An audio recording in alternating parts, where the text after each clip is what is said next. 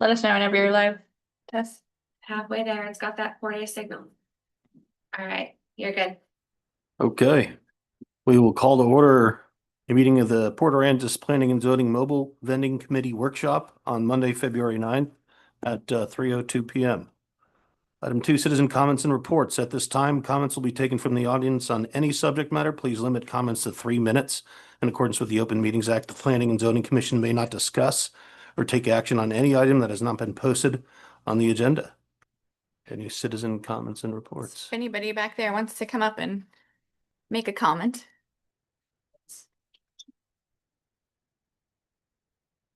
Luke Daly, 619 East Avenue B. And I live in a neighborhood that's had lots and lots and lots of home construction. And I have seen massive amounts of litter from takeout food. And that's my concern about mobile vending. I would suggest that, I don't know what your law is at this point or what you're talking about, but I would suggest that mobile vending be only on private property, not public property, that the owner of the property and the people leasing from them or being allowed to use it for the mobile vending be responsible for all the litter, that it be in an area that's enclosed by a fence, because we know that we have lots of wind here and the wind takes that litter everywhere. So that's my major concern, is that litter, and that the litter be confined to the area where the mobile vending is, that it be one area or maybe more than one, as long as there's private property owners that are willing to lease their property or let people use their property or their parking lots for mobile vending. But it should be enclosed by a fence because of the litter, even if it's a temporary fence, just while it's being used for mobile vending. Because it's very sad when people throw their part of their lunch away and your dog eats it and comes home and throws up. Thank you. Or your child. Thank you, ma'am. Right. Okay, any other citizen comments and reports? Nope. Okay. Item 3, items for consideration. Discuss and take action or pass any of the following. Item 3.1, discussion regarding potential updates to mobile vending regulations to ensure compliance with House Bill 2844. All right, so this sheet here that says workshop discussion guidance is kind of how I imagined this conversation going, and so that we keep it kind of on track and processing well. So I think our objectives today is really to brainstorm. This is mostly a brainstorming session for rules and regulations that we think need to be in place in order to make kind of the food truck process go smoothly once that starts in July. So the remaining issues on there, I've included some information from for some of you, so we've got some things to look at together. But I thought basically we could go over first kind of what the current regulations are. So section 25-171 is that first sheet that you guys have in there. And this is the section of our ordinance that is basically our mobile vending portion of the ordinance. So this says currently that a permanent structure is required for commercial activities. And then there's some small exceptions in that. In section A, it talks about that every business has to be in a stick-built permanent kind of facility, unless you have a permanent facility and you want to do those things outside. So a t-shirt shop could set up t-shirt sales outside.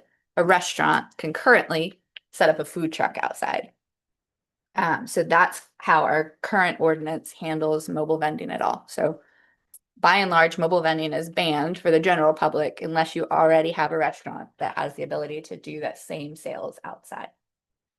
Now, if you look at the next page, this is House Bill 2844, which is the state law that recently just passed.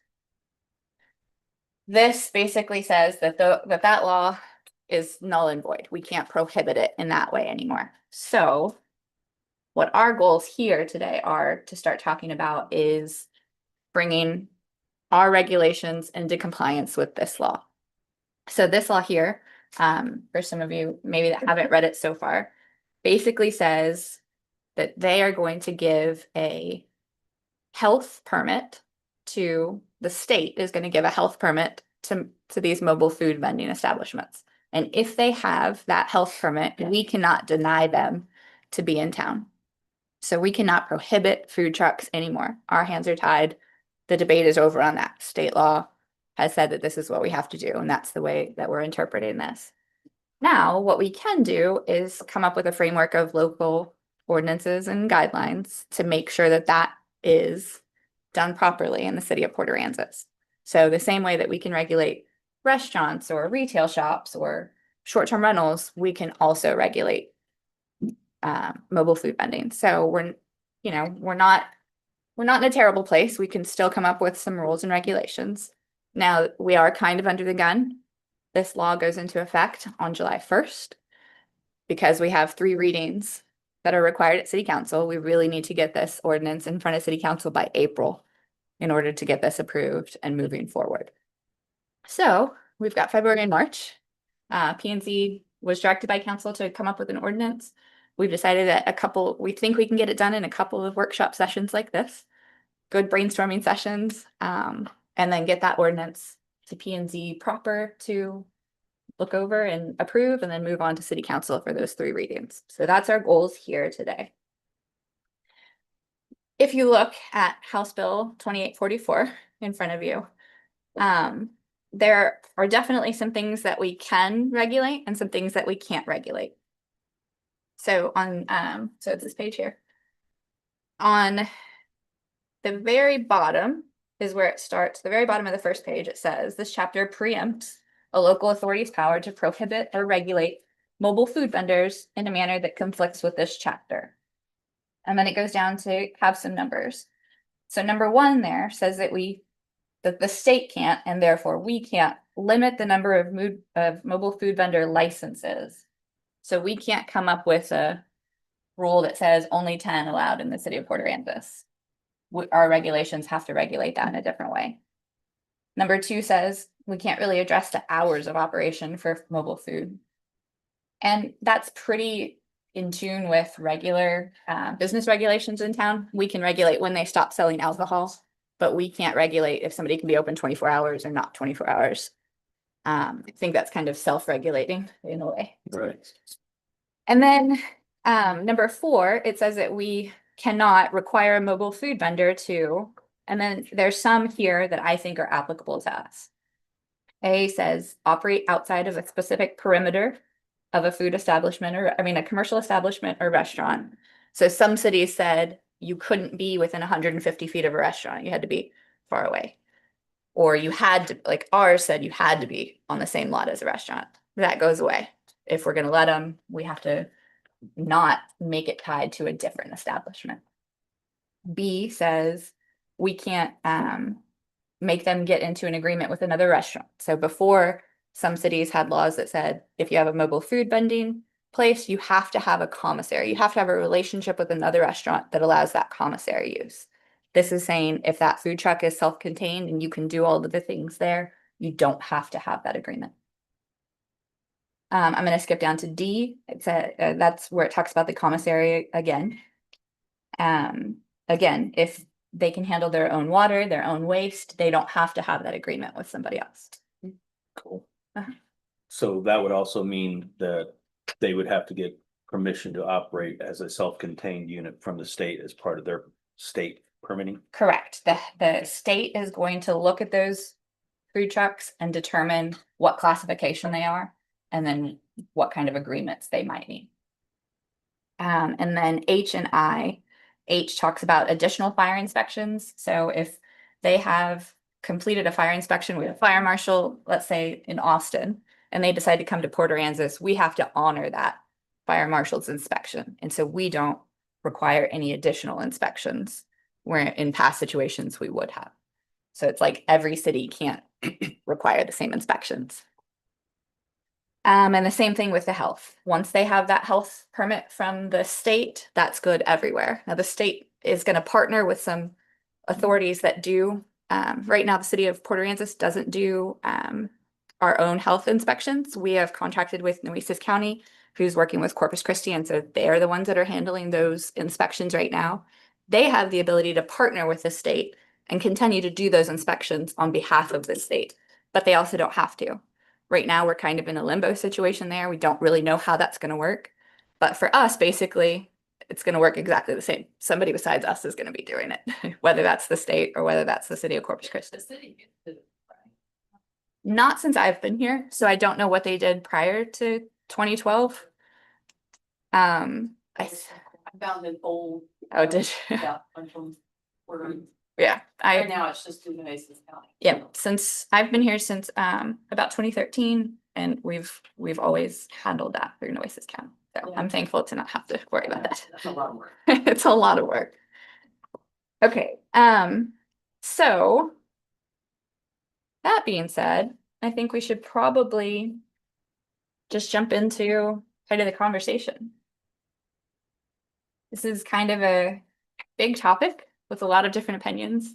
And so I think that because we've already tackled the should we allow food trucks or not allow food trucks, we know that we should to comply with state law. The conversation now is in what ways can we regulate that is fair to everybody involved, fair to our local restaurants here, fair to the food truck vendors that are coming in, enforceable by staff. I like to approach things with what do we think the big issues are and how do we tackle those issues? But I'll leave it up to you guys to start that conversation So and see maybe how we we want should to go. start with zoning, I think so. Yep. and then once we figure out the zoning, we can go to the parking and. Yep. And you'll Some- see on here that Yep. that's exactly the frame of mind I was in when I wrote it That's this what I- morning as well. At the last meeting, it was brought up that there was a good amount of concern over having the food trucks on the beach. Correct. So we had that discussion with city council, and currently right now, the coastal management plan, which is approved by the city and adopted into state law, does not allow for any commercial activity on the beach. So back in 2011, 2012, before I started working here, there was kind of a discussion to change that and move forward. There was it went to the ballot. It went to the voters to say, hey, do we want to change the coastal management plan? At that time, it was wiped out. I mean, it was a landslide victory to not allow commercial activity on the beach. I don't think that thought process has changed much. Yeah. But in order to allow that on the beach, it would have to be a coastal management plan rewrite. Okay. So that's a bigger issue than we're tackling right now. When we discussed it at council was of the mindset of leaving that alone and not allowing any commercial activity on the beach, just in the same way we wouldn't allow a restaurant on the beach right now. So I think we're safe there. Okay, good. So if we want to tackle zoning first, in your packet there, I've got this page that says 5A at the bottom. It says zoning districts. Do you have any more copies of that? I don't. I can put it up on the screen.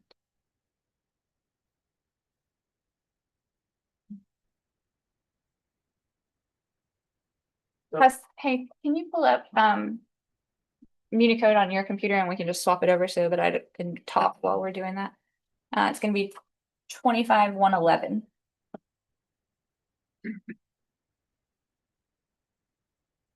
Okay, she'll pull it up on the screen for you guys, so you'll be able to see it. But it's basically just in our zoning code that you can pull up online anywhere. Okay, so zoning districts, and kind of how I did this was I thought about restaurants in general and how we would allow restaurants in town.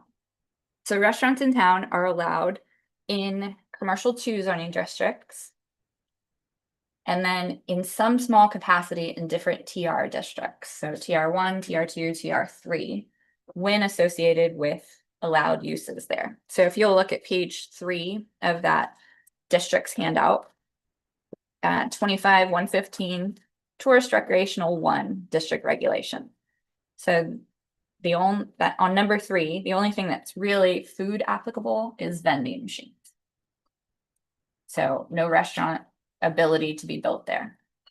TR2, number 4, says accessory uses in buildings which are accessory to the uses allowed in this district, including cafes and restaurants, provided they are an attendant business of a hotel, motel, or multifamily dwelling and are located in the complex primarily for the benefits of occupants and without alcohol sales.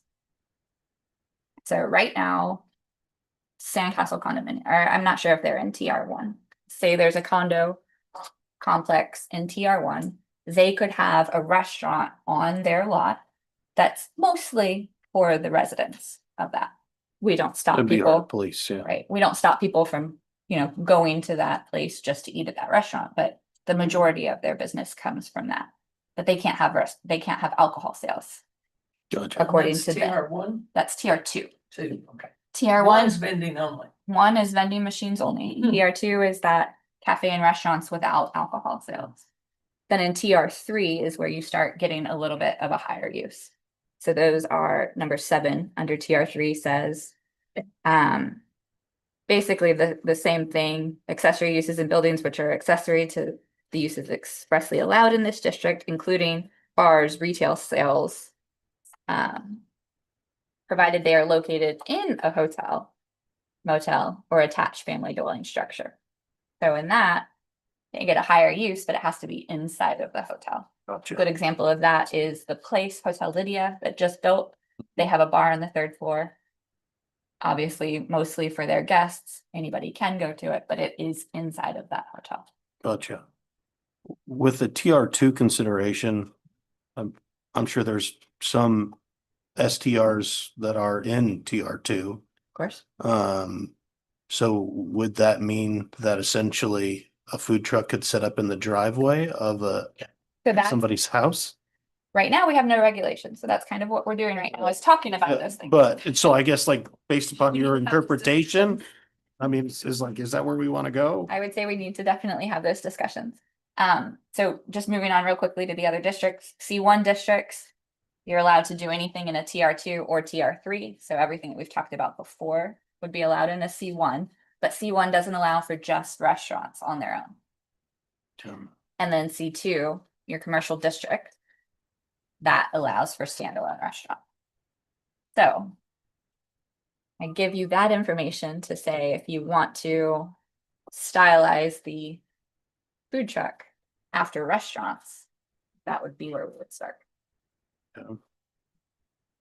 So since So we're, we- since we're being forced to pretty much go by state law, are we able to enforce zoning regulations? Absolutely. Okay. So, yep, that was specifically says, if you go back to the state law, it specifically says that you have to follow not only state law, but local regulations, provided that those local regulations do not conflict with the state law. So basically, we can, just as we can have our own regulations as long as we specifically don't do something that state law says we cannot. So we could just say that they fall under C2 commercial. You And could, that would be the zone. correct. Yeah, If absolutely. it's not zone that, then they. Yep, you're absolutely within your Okay. right to do that. But don't we, That's where I'm.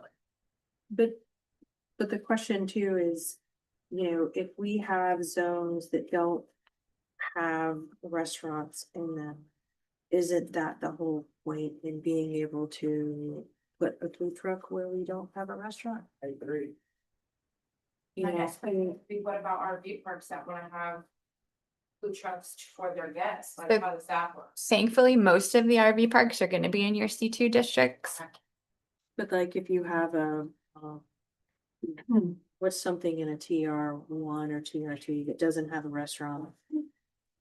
Maybe have, The Sandcastle, sand. you have a neighborhood at the end of Sandcastle Drive back across 11th Street, Mhm. and that's a TR.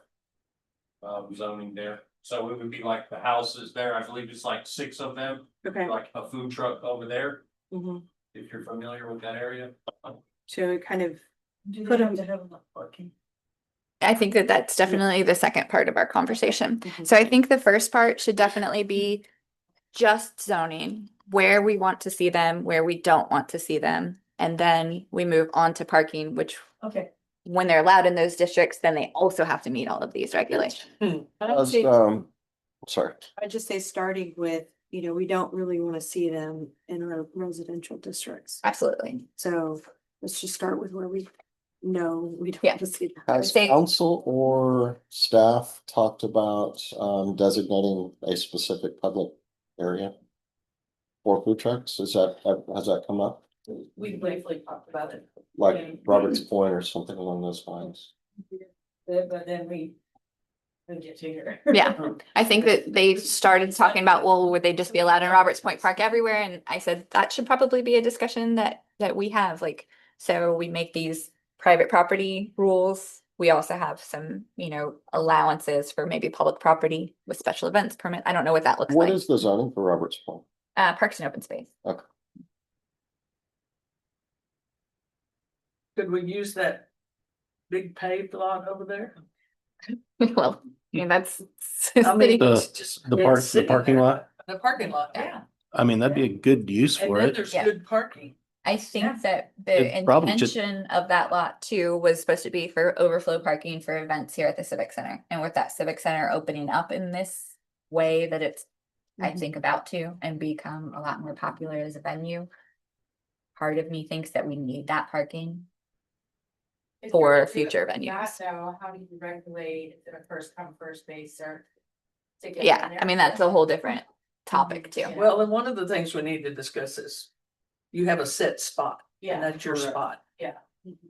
but that's, You can only do it by invite also. You invite the people you want here. The food trucks. That's touch on the But you can't, Texas. not according to that law, if they have the thing from the state, the permit That from the helps state, them. then we can't prohibit them if they can meet all of the other regulations.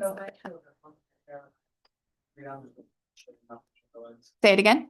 Is there a number that we can? There's not. So that was part of it too, is that we can't limit it. We can't just say, there's only 10 food trucks allowed.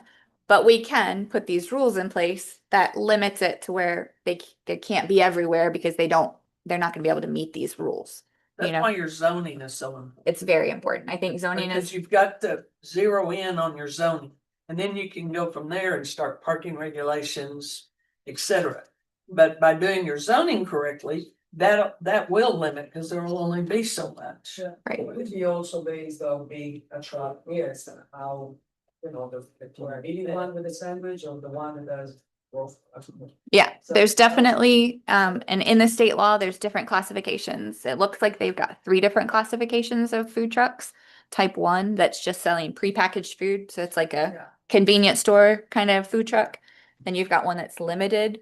I would imagine that those are more like ice cream, snow cones, things that don't require heating, cooking, but still require that interaction with the food that's not prepackaged. And then you've got your 3rd tier class.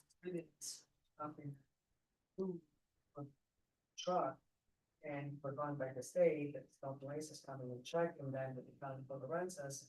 So I'm subject to a different kind of scrutiny versus these people. Well, it depends, and unfortunately, we don't have much jurisdiction over that. That's a state law and a state mandate that came down.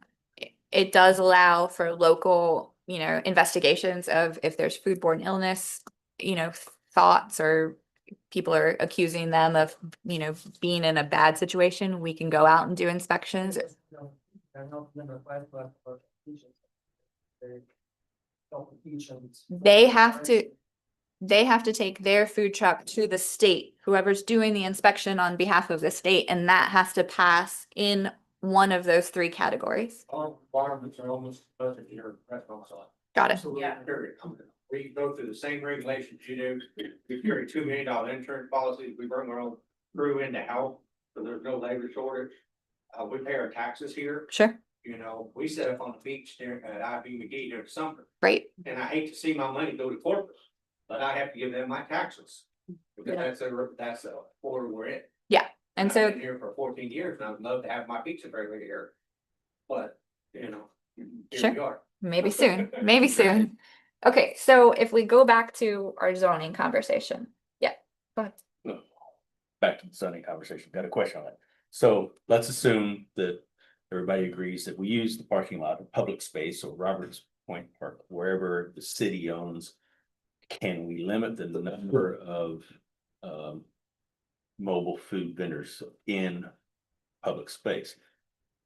We don't really have zoning for that. We can't say it's public park, so we where, you can't do this or can't do that. So would that be a tack that we need to look at? Is can we, one, permit the use of public property for this, and two, can we limit, or how do we limit? I would that? say that if we decided collectively that we only wanted to do it on city property, we could probably limit it just based on the amount of space that we have. The impression I got from city council when we had that discussion very briefly, and several of them are here, so you're welcome to get their input as well, was that we come up with a way to do that on private property. So it's not a city enforced city, process. Private property as private property also or exclusively? Private property with possibilities to have food trucks in ways that we already allow food trucks with special events permits, or, they said, think about the idea of having one food truck location in Roberts Point Park or at the community park. That's kind of like a vendor on the beach, like everybody applies to get that one spot out there. So that conversation is open to everybody here. I don't want to make the determination, so Morpus does a lot of with the park recreations, and they have certain areas that they sell. And you put an application in, you pay the fees, and then you own that spot for every 3 months. Okay, And every 3 months they have renew it if you want to do it, winter, off seasons and stuff. yeah. Might So be it's something that you can look into, that y'all own this property. Mhm. We only want to rent this for 3 months, that spot for 3 months, to make people bid on the spots. Sure. And if you guys aren't familiar with how we do our beach concessionaire, every 2 years that goes out for bid, and people come in and say, I want to be the one that sits on the beach and sells your beach parking permits and do this additional commercial activity. So that's the only commercial activity allowed that's written into the coastal management plan. So I could see that something, if everybody decided they wanted to see something at Roberts Point Park or at the community center, that a process like that wouldn't be hard because we have precedent set for something like that. What if you have your own private property? That's kind of the discussion that we're having. That'll fall back into the zone. Right. So Yeah. to go back to the zoning and kind of keep us on track there, I think we can all agree that we don't want to see them in residential districts. Correct. R1, R2. Okay. I have a question. When you awarded the beach vending contract, usually you're doing it off who's offering the best prices, correct? A lot of At different some things, not always the best pricing. It can be a combination of a lot of different things. Who's got the best ability to kind of meet the expectations that we have. That is, who can, Maybe that type of award system should be applied to your public places. We're not Absolutely. Trying to put people in that are just going to charge out the front, right? We want Correct. something that's fair and competitive, and that's why they're awarded this public place. and how that normally happens is they'll take a lot of bids, just like we have a bid to build something. We'll take a lot of bids in from people. Yeah. That'll go to city council. They'll discuss the pros and cons of everything. And then, pick one. So it's not always, highest bidder, lowest bidder. It's whoever fits what they want there the best. So a vendor by vendor approval process. Correct. Excellent. Okay, yeah. Several cities, San Antonio, like Corpus, but San Antonio runs a downtown food truck program with a separate application. Which, if I have the application, and they can regulate hours and certain kind of rules.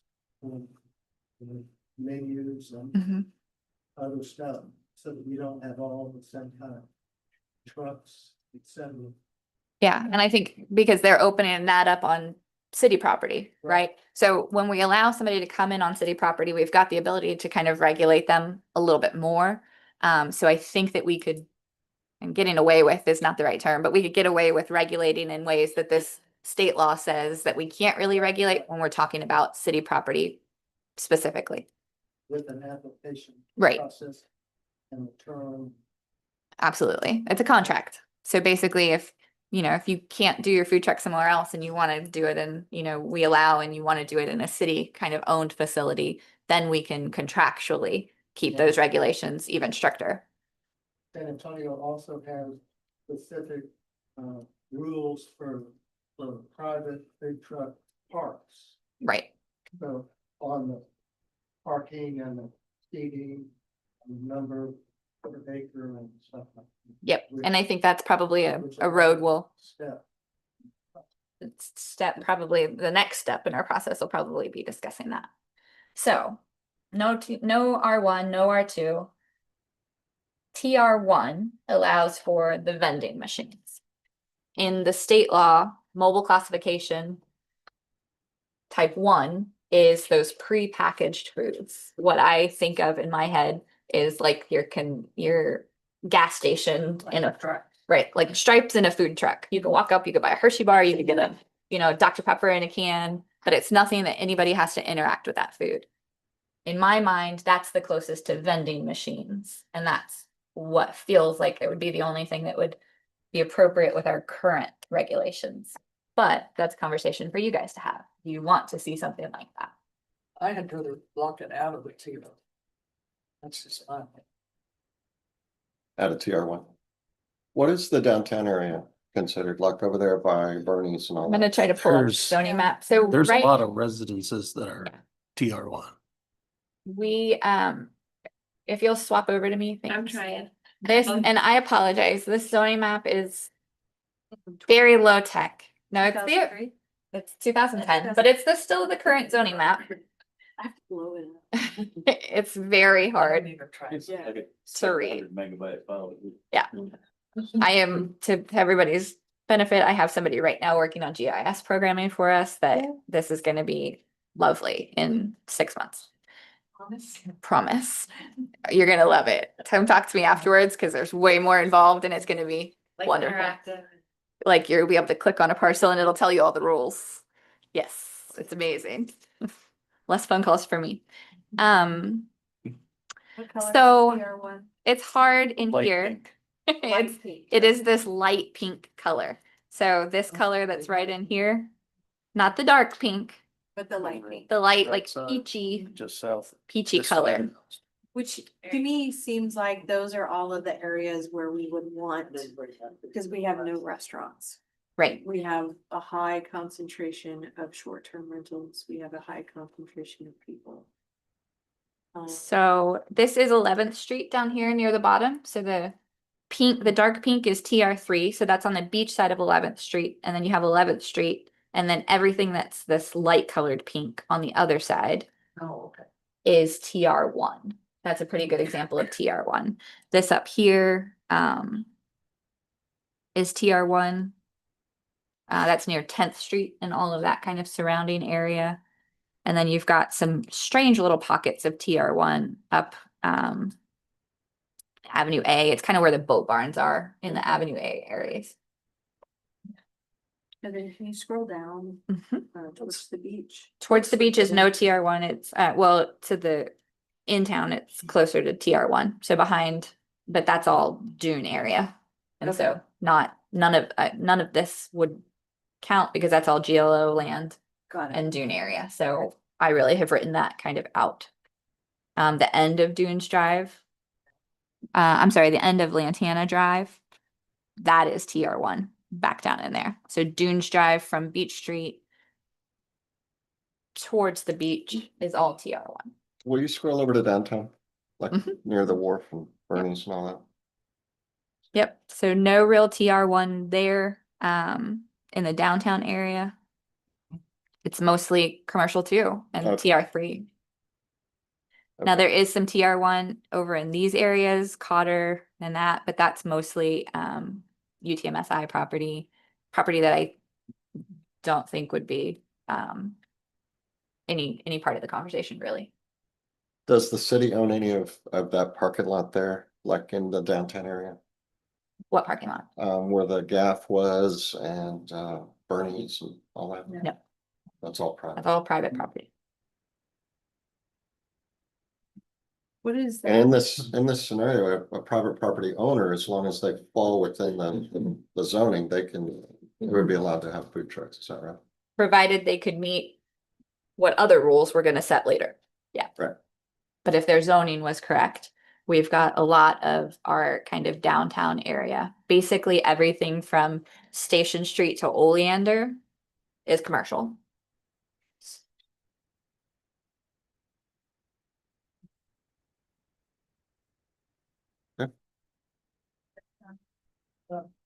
public property. Think that that really creates a lot of problems for the city. Because I know I've seen people upset about the beach parking permits, the mobile vending of that part, right? That, but people put in a bid for that. I've seen that there's been some controversy over that, so if we stick with just private property, then the private property owners are not being, you know, as long as they're in the right zone, they're not being provided, they're not being, you know, kept from using their property. And that takes the onus off the city of saying who's how many, that kind of stuff. They'll be limited by the size of their property, what they want to happen on their property. Agreed. I would make it a lot easier for the city So in terms of enforcement. right now, kind of private property versus public property. What are everybody's thoughts?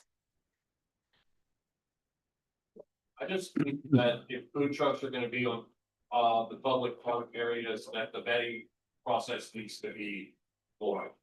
Okay. I mean, that's just something I believe. I didn't need to do what? Vetting process for the vendors, if it's gonna be on public property, right? You know what I mean? And that's representing us as a city, that's our land.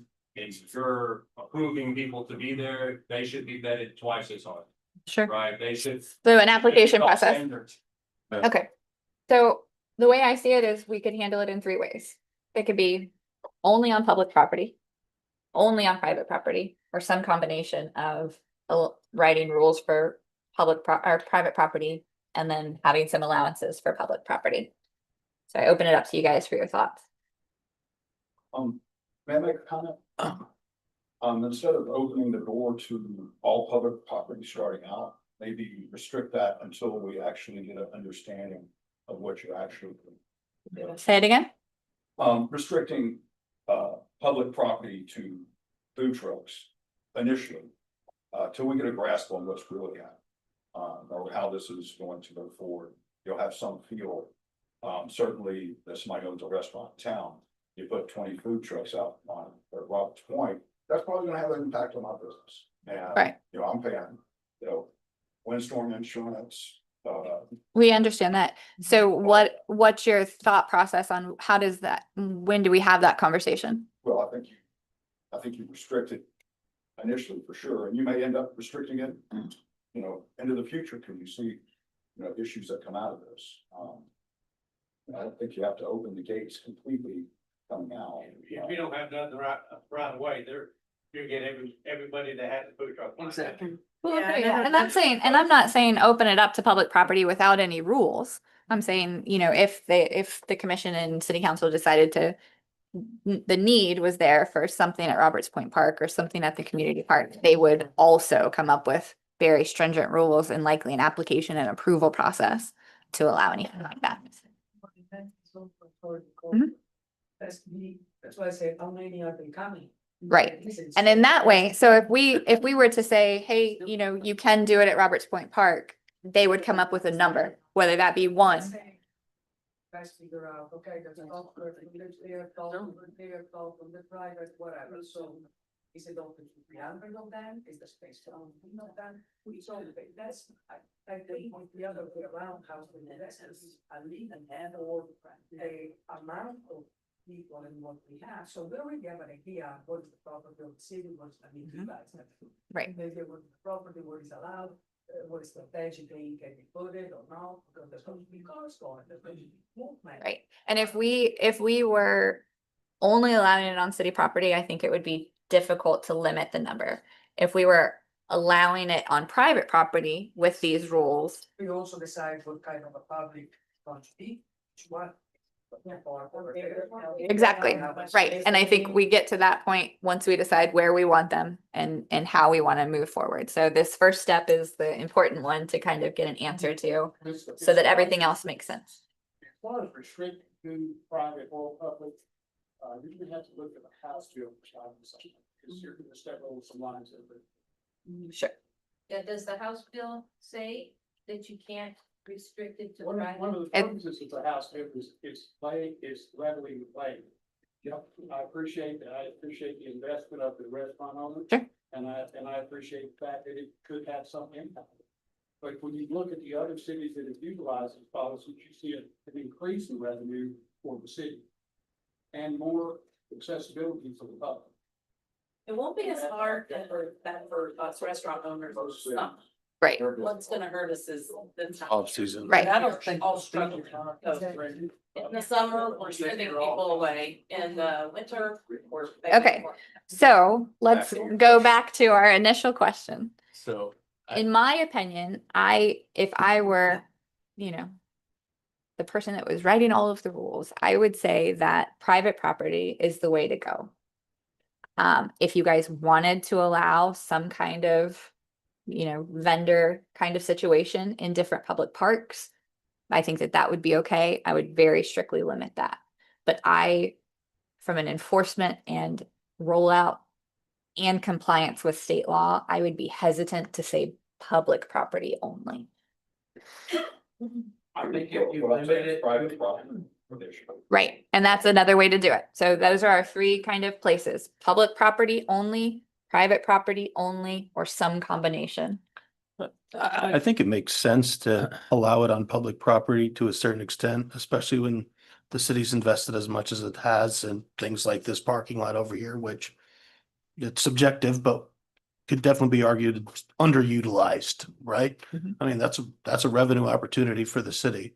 That I don't think that we should just close the door on Okay, as uses just change over time. sure. So again, we don't have to nail down every single use, but I think the conversation should start with which one of those three options do we think is the best? I like Edwin's idea of starting with one or the other.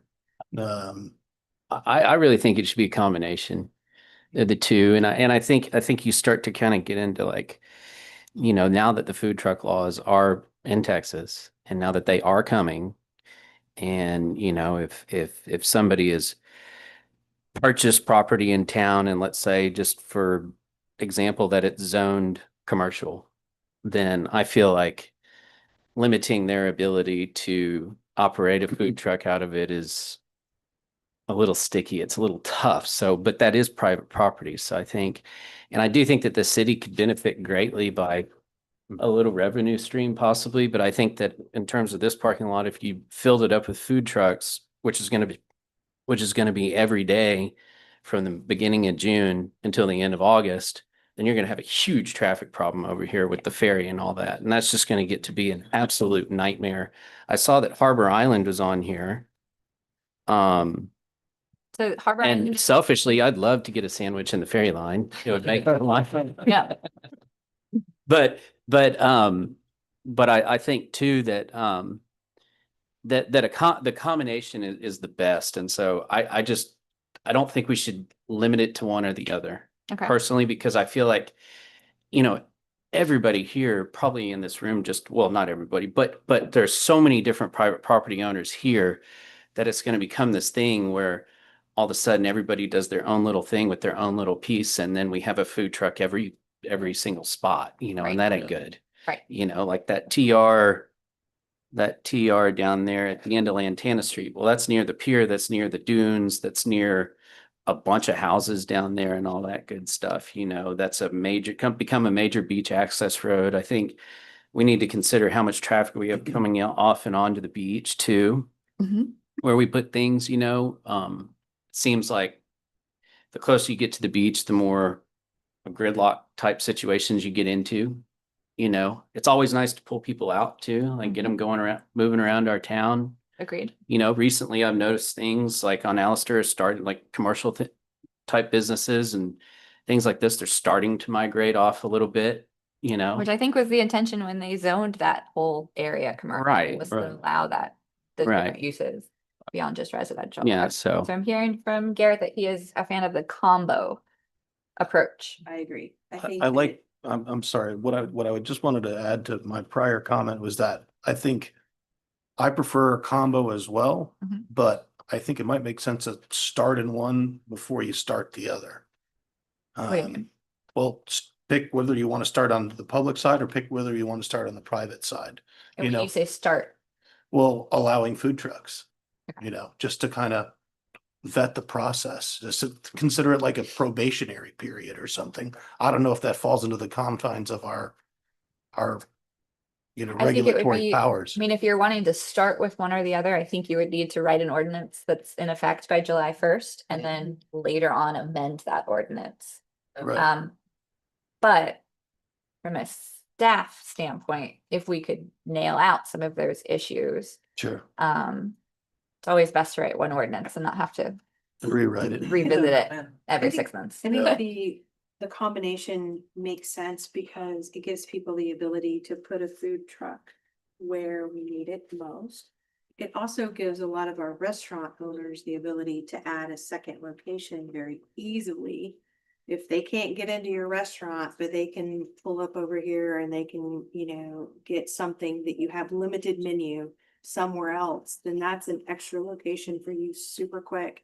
And put it where you need it, where you need people coming off the beach or, you know, late night going from place to place and they stop and get a, you know, shrimp pulled right in the middle. I mean, that happens a lot. So I think that, you know, trying to keep it out of our residential areas is important. I think that having the ability, whether it's public or private, to put it where you need it, you pull your boat up at the marina, you want to hop off, grab a sandwich, get, you know, pick up a bag of ice and some bait and then get back out on the water.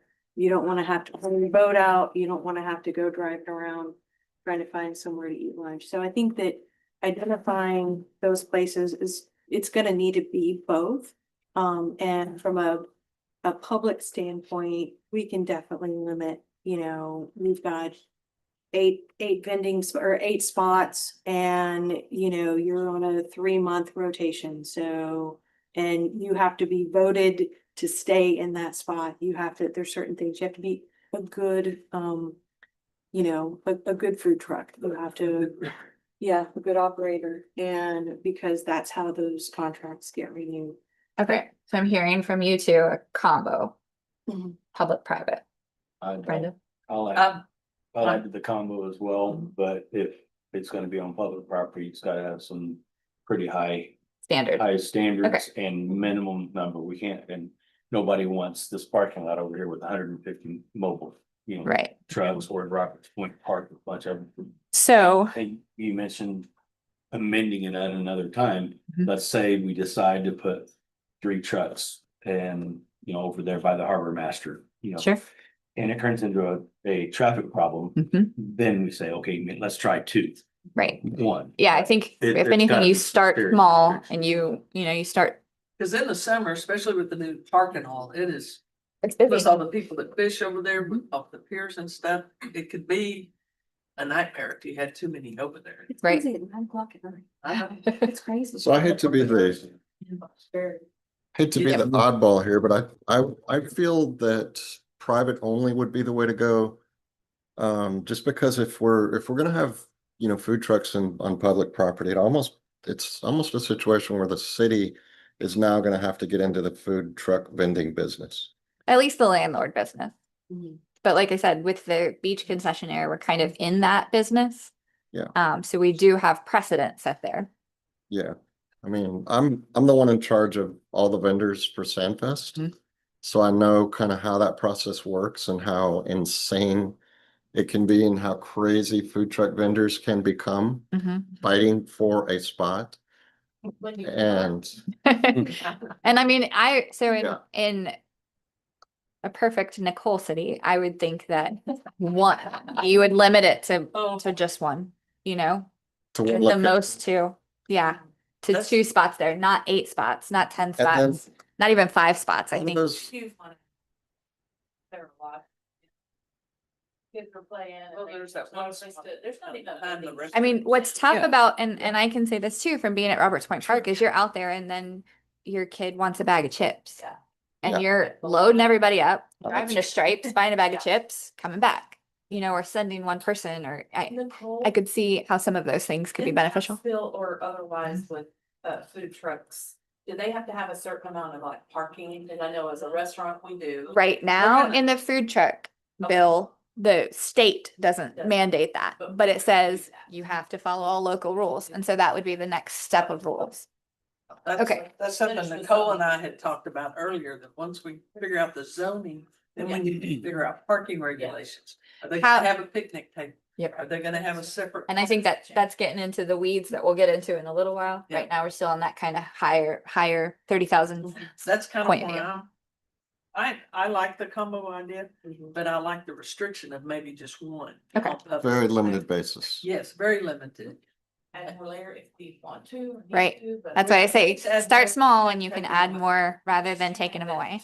And you can also limit it different times of the year, I would think too, because during high season. Right. When you're using a lot more of the parking area for boats and things like that, maybe it's limited or whatever, but. Are we able to do that, Nicole? To specify, like, say, for example, on these small public properties, it's only during certain months of the year? Yeah, and like I said, if we allow it, if we do the combo and we allow it less regulated in private areas, we can be very much more regulated in public areas. Okay. Because then it's a contract with the city for the city property, Okay. rather than it just being done by this ordinance. And that's essentially carrying out Edwin's idea as well. I mean, you're just focusing it primarily in one area. Right. So, I If mean, you're gonna do public, you should lock them into yearly leases, right? It's gonna generate more money for you. And it's gonna also like, you can regulate it. Yeah. better. That way you're not having. Again, to come. it's exactly what we do with our vending concessionaire on the beach. They're in a year-long contract. They're not out on the beach every weekend of every year. We have certain times that they have to be there. And so we could do something like that with, a food truck. You have to be here during these peak times, but then you don't have to be here unless you want to in these other times. And if there's two of them that are causing, it's too much congestion, once that yearly lease ends, we're just gonna do one. It gives Right. you more You would- flexibility. It- correct. City more flexibility. Right. So. And you could almost write the ordinance in a way that you wouldn't have to come back for an ordinance change. That could be a policy change for every year. The city has, you can write the ordinance, the city can, have 5 food trucks, but the city administrators will determine on a yearly basis how many they're allowed to have. That way you could start with the one. If you needed more, you could go to more. it's not a huge percentage, but like. Does that mean like the recreation center's gonna go? Roberts Point Park. Charlie's Patch. You're gonna have some food truck vendors coming. to buy Correct. houses just so they can put a food truck. So city council, how are you guys feeling about the combo versus but I think that's the private case. versus public? Yes. You can probably wanna be. The combo? Yeah. Okay. Food trucks, that's. You're gonna get into That's- how big it is, how much parking you need, so this is gonna cut out some of these guys. And that's. I mean, that's just- I mean, if it does, it does. Yeah, okay. Okay, so I think we get into the weeds of, what specifically to allow on public property later. But now we just have the general idea that, But I think the two are free. correct, right? Okay, so I'll kind of bring back some ideas about public property and how to best handle that. So that. So let's deal with It's kind of like. private property for a minute. Let's go back to our zoning regulations. R1, R2, no. How do we feel about TR1? I say no. And that would be vending only, right? Vending. Yeah, so I would imagine that we would limit that to a type 1 food truck. Right, that's what I was gonna say is like, if It allows those sales of those prepackaged, non-deliverable. Is there- If you guys want to allow it, I'm not saying that you have to allow it. Is there much but- of a market for that? I don't know. condo Do- parking do lot. Any of the food truck people here, do you think you could make? Well, that's the next set of rules. Yeah. Yeah. Again, we have to talk about all of those things later on, but that's more getting into the weeds of specific regulations when right now we're just at this general view. Like a big machine, no, that's not why we're setting up. a truck. We're setting up a food truck basically because 4 days of food desert. You get certain kinds of food, that's it, no questions asked. The summertime, you're on a 3-hour wait, whether you like it or not. There's not enough food for the amount of people that come to this island. There never has been, and there never will be until this gets a. There's not much, right? Everybody's serving a burger, everybody's doing that. Sure. But I don't talk like, I'm not. Again. getting the data. So But I guess, we can't regulate some of those things. So, And food trucks are going to be allowed in some aspects. So those kind of debates have already been settled. so the argument for having somebody in a TR1 with a vending or a District 1, Right. label, that there might not be much of a market for that anyway. Right.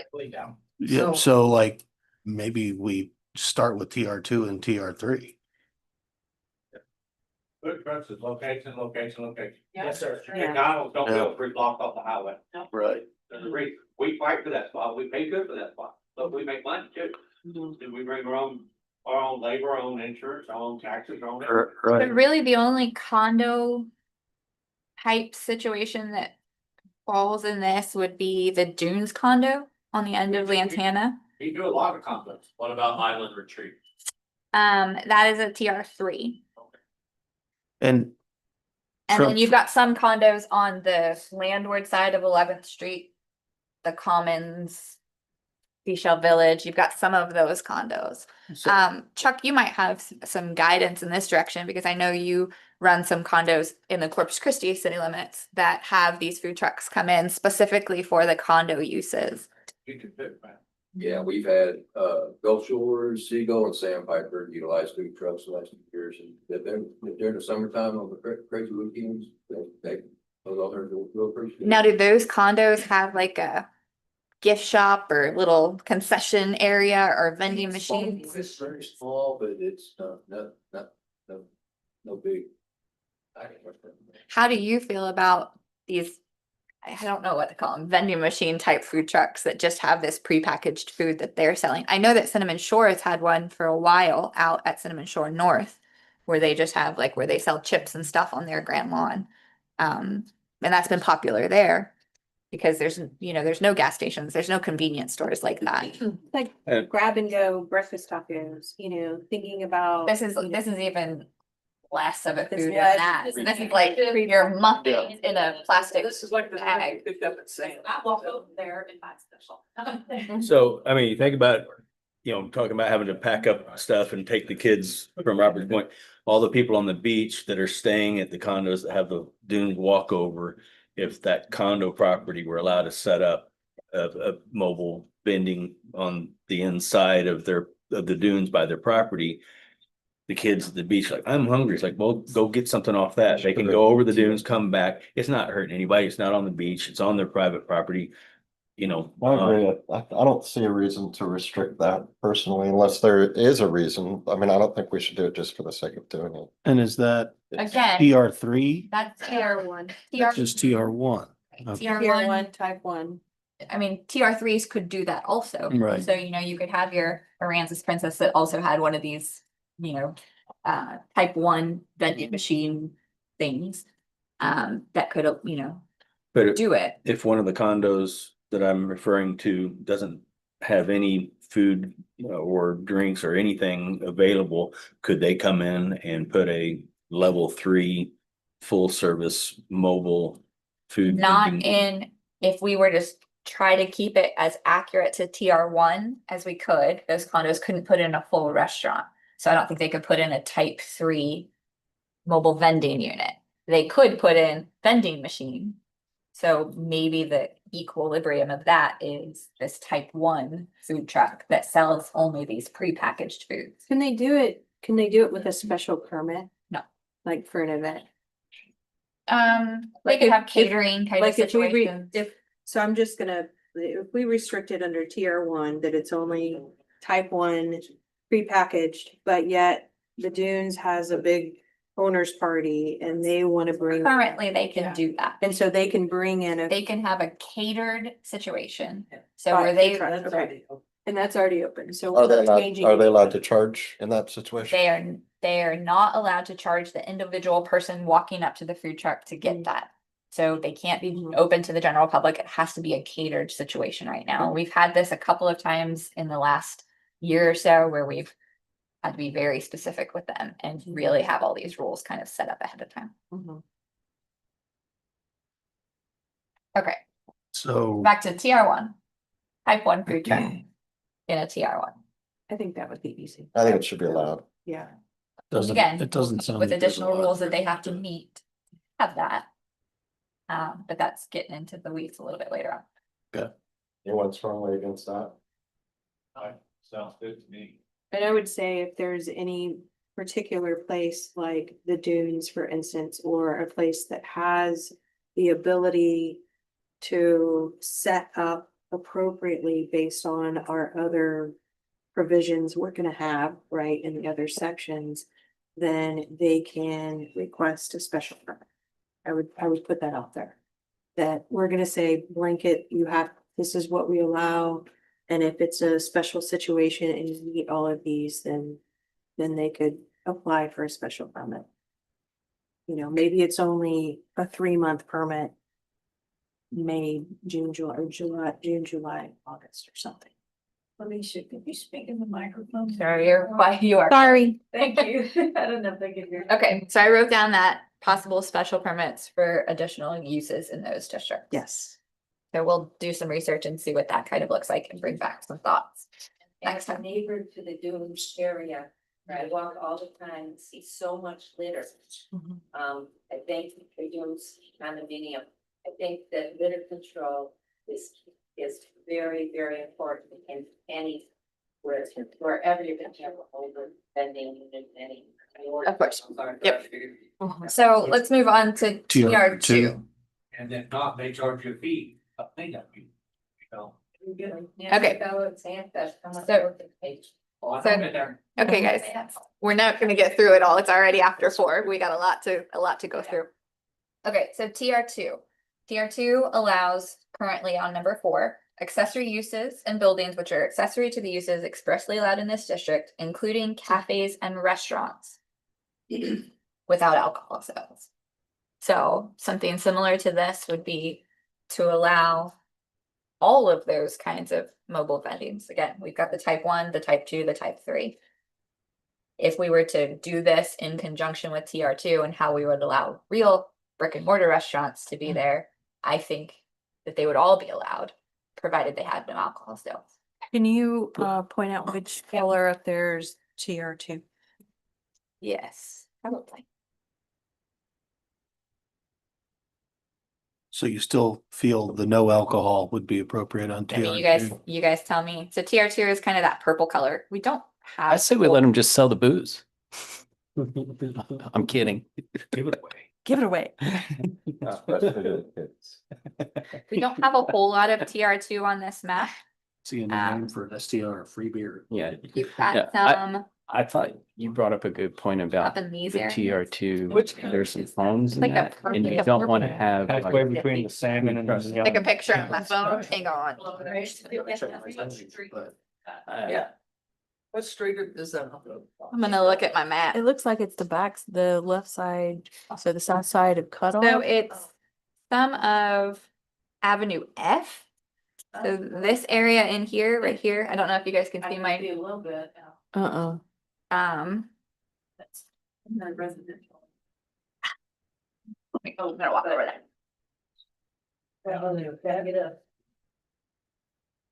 What if you like remote? So this right here is this TR2, this area here is TR2. So this is Avenue F right here, which is strange. This is Alistair, of course, right in the middle. And then this is cut off here and then back. This is like wetlands area and not really used for Yeah. anything Right. right now. So really TR2 is It's very much. Yeah. it's very limited. We just don't have much TR2 in town. Where the computer place is. Back behind that. Behind it, And then- behind it. And the flag shop. Correct. Now where the kite shop and where those things are, that's all commercial right there on Cutoff. These are lots behind that are undeveloped right now. Okay, because I heard that maybe the Clark's in the strip mall. A food truck trailer park. Just kidding. Okay, so TR2. TR2, I'd say keep it Yeah. the definition of type 2. So By the the state. type of, to allow a food truck that's similar in a way that they would allow a cafe or restaurant in their current zoning method. Anybody opposed to any of that? No alcohol. With no alcohol? No alcohol. And I think that's just to prevent your bar carts. from Right. stopping up. Okay, so I think that one's pretty solid. So then moving on to TR3. And this is where you kind of, we currently allow restaurants or bars to be associated with hotels, motels, that kind of situation. So again, doesn't open it up to everything that's in a TR3. We have lots of residences in a TR3. Everything on the seaside of 11th Street is TR3. So that's not saying that every short-term rental could have a food truck in their parking lot, because right now they're not allowed to have a restaurant in their, in their driveway. Right. This wouldn't allow that. So only hotels and motels or condo complexes in That those have a zones. restaurant. Say it again. That have a restaurant? No, or that they right don't now- have to? Right now, all of those places can have a restaurant. If we were to allow food trucks in place of a restaurant, then places like Sandcastle, Aransas Princess, Executive Keys, They could all have. they could possibly have one, provided they met all of the other regulations that we put on them. Additional parking, all of the additional. But they wouldn't have to have a restaurant. Correct, because we can't tie it to a restaurant. Okay. So we're gonna allow food trucks in the same way we would allow restaurants. I would say that all food trucks would be permitted to be in TR3 With with alcohol. alcohol sales or not, because that's the kind of restaurant or bar you could have in Mhm. those zoning districts right now too. I like that idea. Pretty, they're on, doesn't sell alcohol, but the, Like Sandcastle condominium. yes, Okay, so the food truck could. correct. They could build, Sandcastle could build a restaurant that sold food and alcohol. So if we were to keep food truck regulations the same as that, they could have a food truck that would sell food or alcohol. But only if the entity itself. No. Okay, that's what I was. I don't know, what are the number of food trucks that actually serve alcohol with their food? In the TABC world, it's very hard to sell. It's really hard to even get it. Yeah. Food truck, because some restaurants have catering liquor licenses and they can go to a festival or someplace if they have an enclosed. You gotta have a Sure. structure. There's definitely things that they have to meet. Again. Again, The line is each. yeah, so that's out of our jurisdiction. We could write an ordinance that says you can do it, but you also have to meet TABC guidelines. Right. So they would set those rules. So Right. we might allow it and TABC might say, you can't serve Can't do it." liquor, Mhm. and they override us. Right, Yeah. Right, More right. people had it 5 deep. Mhm. correct. They have 5 liquor trucks. They sat with us on the beach. Yeah, Mhm. and honestly, I don't know those regulations because I don't have to deal with that in my department, but they would just But it's have something to, You might want to talk to them about. I just spoke to them the other day. Sure. and They said that you have to have a structure that already has a liquor license or a beer and wine license before you're allowed to have it. right, Mhm. not necessarily in that same location, Right. Yeah, but You you have to still have to have. notify them and right? give them the hours. Yep, that location. basically like catering permits that they're allowed to have. Okay, I think that getting into the weeds of those details isn't really necessary for us at this juncture, because we say you're allowed to have alcohol if TABC says you're allowed to have alcohol. Right. Mhm. Okay, so how are you guys feeling about TR3? I say type 3 should be allowed with alcohol. Mhm. Agreed.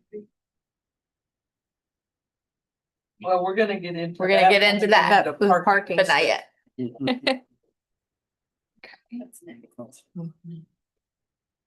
Okay, so just to recap, I've got TR1 and TR2 with those kind of, TR1 has to have the vending machine kind of food trucks, no alcohol. TR2 can have more Type 1 food and type trucks, 2. still no alcohol. TR3 can have whatever kind of food truck with alcohol. Okay, so moving on to C1. So our C1 zoning districts. Right now, say anything allowed in the TR1, 2, or 3. But then it doesn't allow for standalone restaurants after that. So if you've got a condo or some kind of multifamily unit, you still aren't allowed to, you would have to have that to have a restaurant. So if there was just a vacant lot in a C1, you can't put a restaurant there. So if we were to stick with those guidelines in a C1 zoning district, which again, we don't have many of, Mhm.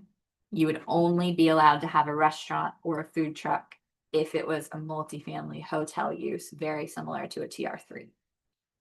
Well, I would say if you have a vacant lot And this, in a C1 and you don't have a restaurant, but you have the ability to put a food truck there, let me show you you would- what these are. So you would this is even- also have to provide restrooms and Well, they gotta have. everything. footage, they gotta- Out of all of the city, this section right here on the landward side of 11th Street is our C1 zoning. So it's like And that's already an RV park, right? a big chunk of it's an RV park. There's some houses in here, like Mhm. Is there behind, an RV park right there? behind there. Yeah. So- Yeah. But there's also Jackfish Yeah, And Jack, but that's on the other side of It's the on the street. other side. but so if They're in they, commercial as the district. RV park, if they wanted to bring a food trailer in, food truck, they, I would say that because in a C1 zoning district, you're allowed to do anything in a TR1, 2, or 3, That they would- would be able to have that for the use of their resident. correct. Makes sense. Yeah, and that's the only little section in this whole town. It's a little section in this whole Yeah. town. It's real weird. I don't know why they did it. I wasn't here then. Yeah, it's very strange. So I would say, yes. Property owner. I'd say yes to C1. Yes to C1, the way that it's written right now. So if Mhm. there was a vacant lot in a C1, would you guys want them to have the ability to put a food truck there? Or do you want to keep it like a restaurant where that's not allowed on a vacant lot in a C1? I would say that we would want it to be allowed if it's on a vacant lot. I mean, that seems to me like a great use of a vacant lot. The city gets the tax base. But again, this would be different from, so this would be the first time that we kind of divulge from that restaurant allowance. So in every other aspect, we said if a restaurant is allowed, a food truck is allowed. That's Well, like and a it food could truck. be, it could be a coffee truck. I mean, it could be an ice cream truck. It could be something that is not necessarily. But can you put that?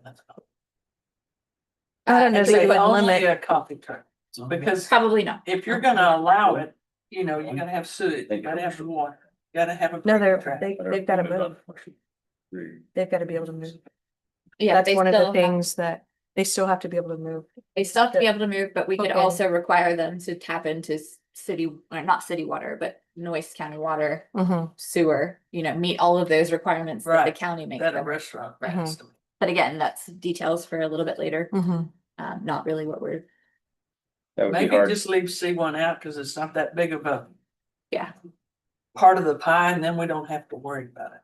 The Well, it's part just that one, making it easy is if we are sticking to how we regulate restaurants, Mhm. then they would still be allowed in C1 in the same way a restaurant would be allowed in a C1, Mhm. but not on a vacant piece of property. The regulations the Like, city imposes on restaurants. Again, that's one level, but health department, all that, you're not gonna be able to just pop up a restaurant if you don't have running water and bathroom, so a vacant lot, in But we whatever don't- zone it is. Are there any If it vacant doesn't have a lots or is it bathroom, all? we He probably would should. probably. It's all take that into RV account. park now. Or sewer. RV park. There's definitely houses, the Wintons live. They're all zone C1. Mhm. Where That's the only section in town. really no access. Right next to the office. Oh, okay. Well, yeah, no, there definitely is. It's off 11th Street, so there's access to all of the property. Oh, Yeah. so that where exactly? It's- is that behind? So in between no, we're talking about in between the light blue and the pink. That's 11th Street. I know. I wish it was better, and in 6 months it will be better. So for ease of enforcement, it's nice to not have another section that we would have to write a different set of Mhm. rules for a Right. food truck than a restaurant. But you guys tell me. Well, I kind of feel like for the limited amount of space on the map too, it's kind of a no-brainer. I mean, if whatever the RV park is, if they want to, It's mostly RV park, Pond. the Wintons, Mhm. right? Yeah. life in paradise. Right. Mhm. Yeah. I mean, that's basically who's in that whole area. Right. This, I imagine that we're spending more time talking about it than anybody else would, Yeah. Yeah, than trying to develop that. sure. So you guys tell me, sticking with C1 zoning as it stands or making an additional allowance for a food truck on a standalone lot? I say it as a state. Yeah, I think Getting a as, lot of yeses. yeah. I think as it stands. Say that again. So maintaining the food truck restaurant compatibility in the zoning districts. So C1, you could have a food truck if you have a different use there, you know, hotel and motel use, the RV park use could probably qualify. But if you have a vacant lot, you can't just put a food truck on it. But in the same way, you would not be allowed to put a restaurant on it. But could you develop it and put like a parking area and tap into water and sewer and then put? Right now, you can't do that with a restaurant. Okay, And so the question is, do we want the extra allowance there for a food truck? got it. Okay. In a way that we wouldn't allow a restaurant. Again, it's It's such a small space. I Small can't space. imagine that. Yeah. That would yeah. become an issue. And if it ever did become an issue, we could apply for a zoning change, which may or may not be appropriate. Right. Okay. Okay, so then moving on to C2. C2 districts are our most liberal districts, and so they allow for all kinds of uses. So this is any restaurant, cafe, bar. And so I assume that the allowance should be the same for food truck. That makes sense. Okay. All right, the biggest. Yeah. That's the biggest and unfortunately probably the easiest portion to get through. So next, I think that we should brainstorm issues that we foresee with food truck.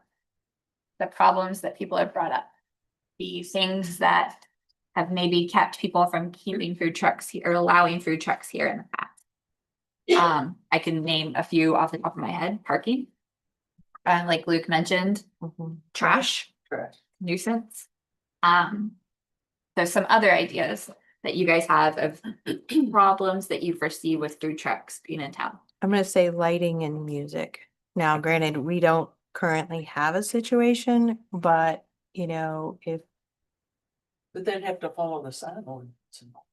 The noise ordinance, yeah. yeah, but it doesn't regulate food trucks, does it? For the It's. for the Doesn't regulate music. anything other than the sound and I mean, that's a blanket regulation. That could be residential or Yeah. if you violated a noise statute or. But like, I'm thinking the lights, if you had bright, Same like thing. if you were doing stuff at night, you had people, you know. That might be an issue as far as noise, because I'm gonna say 99% of food trucks run off a generator. Unless there's an established area where they can actually tap into something. Yep. We also have quiet generator. Yeah. Yeah, but it's hard to get a 50 amp quiet generator. Yeah, we all got 3. Maybe And it's, it could be a conversation later on where we start talking about power and maybe generators are only allowed in some situations and that somebody's got to get a more permanent electrical establishment there. We do temporary poles all the time for businesses that are under construction, something like that I could see would be very similar. We've got a few places in town where there's individual RVs on lots that have a power pole there so that those RVs don't run on generators. So I think that that's a conversation to have when we get down to the nitty gritty of how to regulate each one of these problems. Right now, I would like to just kind of talk about problems in a general aspect. So we know parking is a problem. We know trash is a problem. Lighting. Stadium. Traffic. Yeah, I mean, it's hard to regulate a business based on traffic there. I think traffic considerations should definitely be in place. Where, that should be in place for every business we regulate. Absolutely. Yeah. So music and noise is another one I heard. Anything else? Parking, lighting, music and noise, trash. Emergency vehicle access, which is, it kind of falls under traffic, I guess.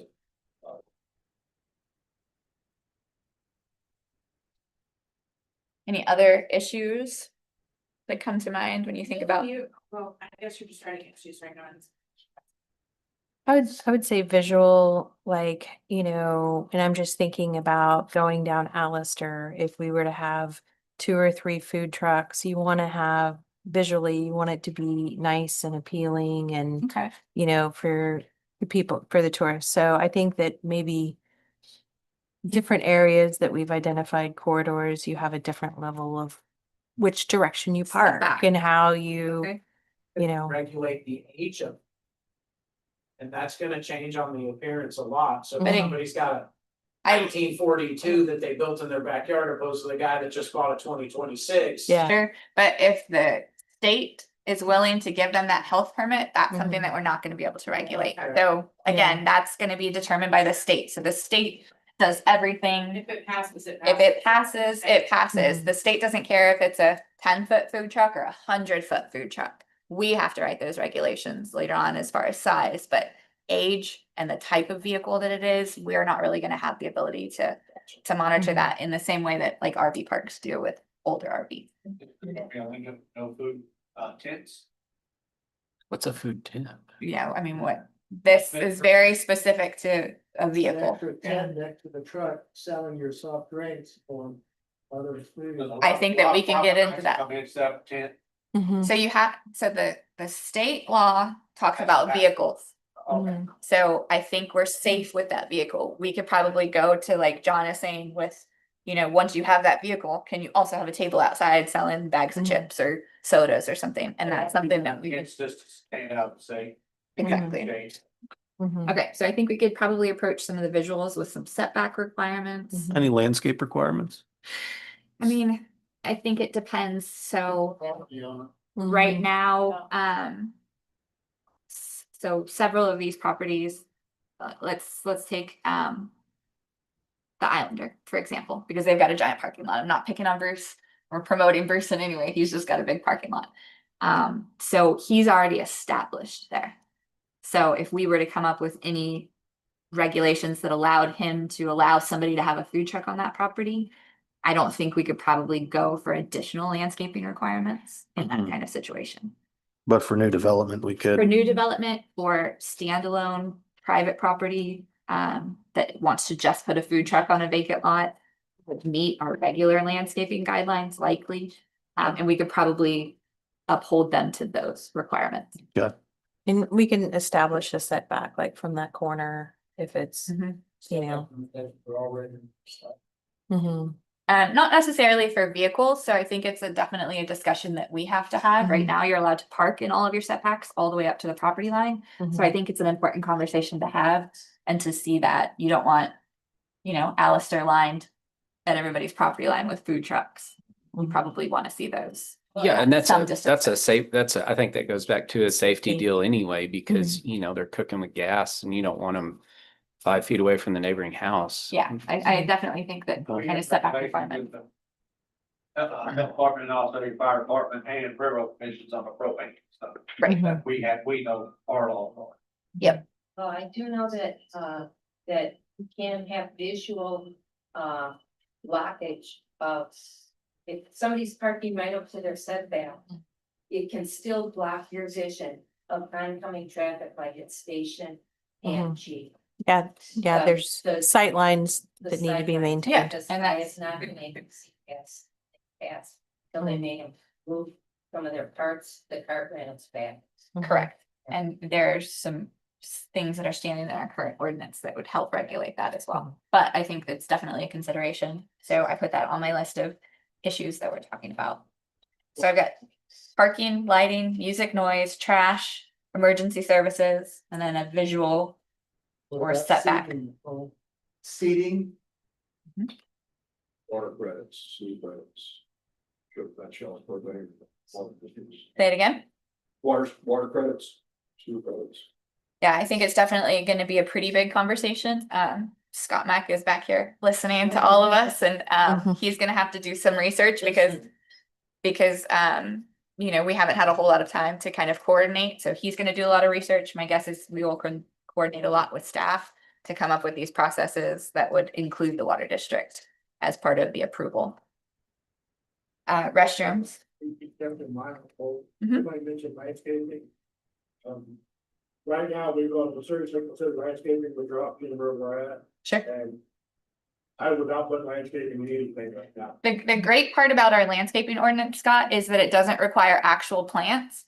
Pervious surfaces, artificial turf, all of that counts towards the points. So even in these water restrictions and these requirements, you can still meet our guidelines with gravel. Huh? Yeah, hardscapes. Absolutely. So what we're really pushing with our landscaping ordinance is not really a beautification so much as it is a drainage situation. So I'm not worried about landscaping requirements. We're definitely not gonna require people put in trees that they can't water. Yeah. Okay, so I've added seating, restrooms. Water, sewer. I've got, And this isn't really a concern, but this is a question, and I had asked you about it earlier, is on the sales tax. correct.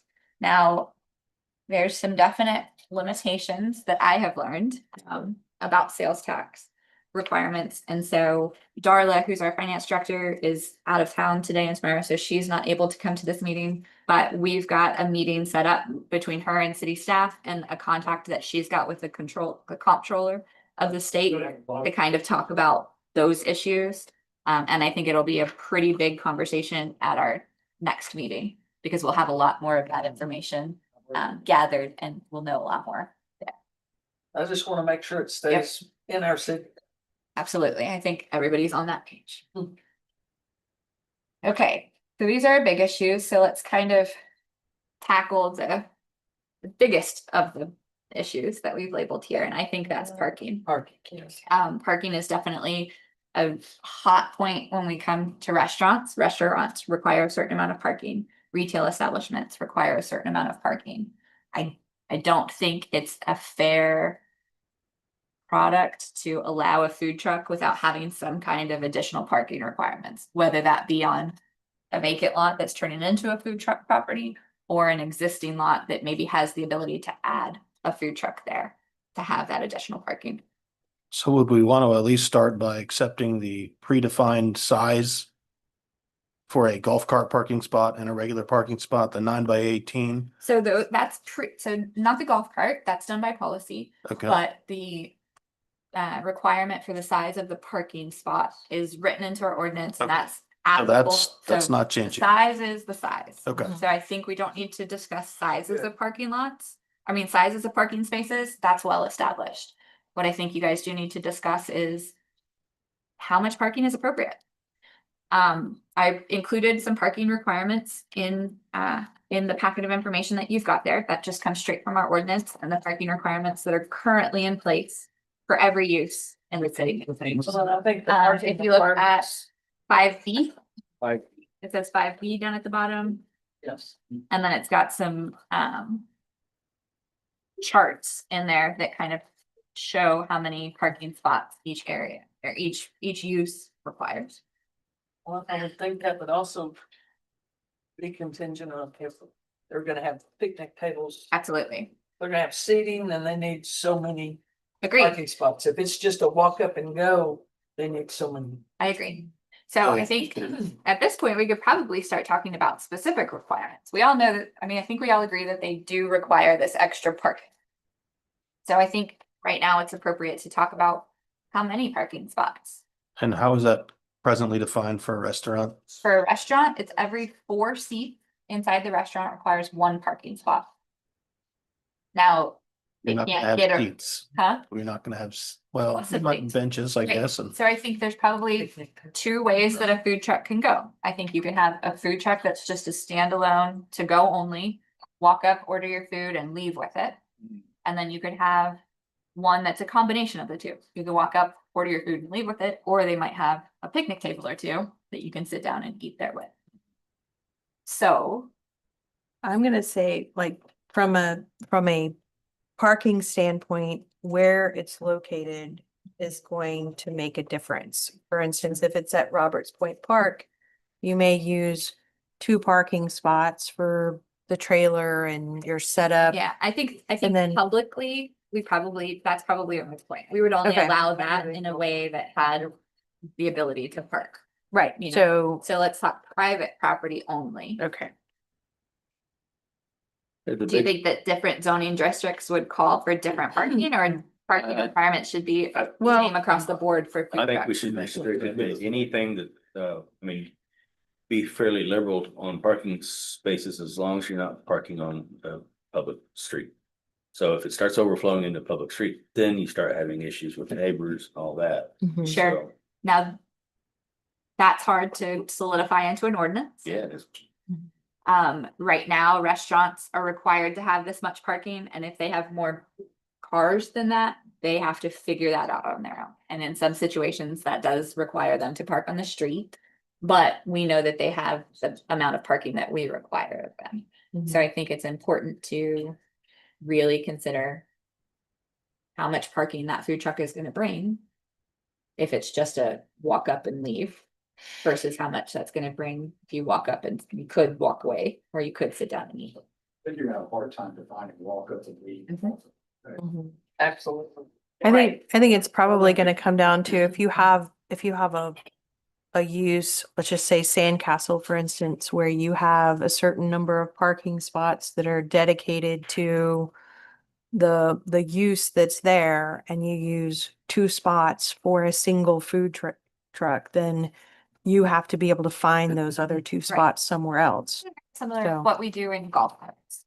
So sometimes golf carts have, hotel has a certain requirement for the number of spaces that they have to go based on the number of rooms that they have, the number of seats that they might have in their built-in restaurant or bar.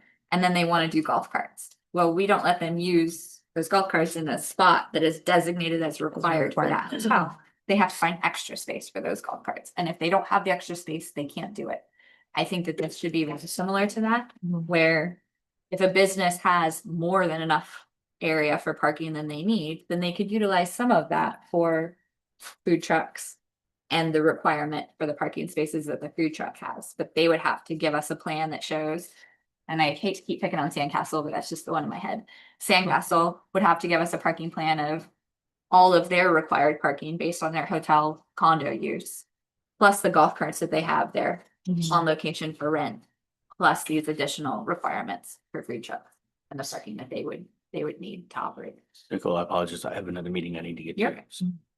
What about potentially governing the parking requirements to the square footage of the food truck, right? Because a larger truck is gonna have the ability to serve at a higher capacity, and that will naturally probably draw a higher capacity, right? So if you're requiring parking spots per square footage of the food truck, saying like a big 30-foot food truck slapped down at, let's say, Paul's Seafood, Sure. right, it's probably gonna draw a lot more people versus like a 12-foot, Yeah. food truck, right? Absolutely, and it could be a tiered kind of situation where, and I'm just absolutely brainstorming, but say a small food truck between 1 and 10 feet requires 2 parking spaces, provided that they don't have picnic tables outside.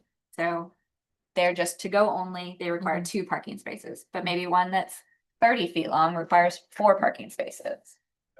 And then for every table that they put out there in any situation, that adds an additional parking space.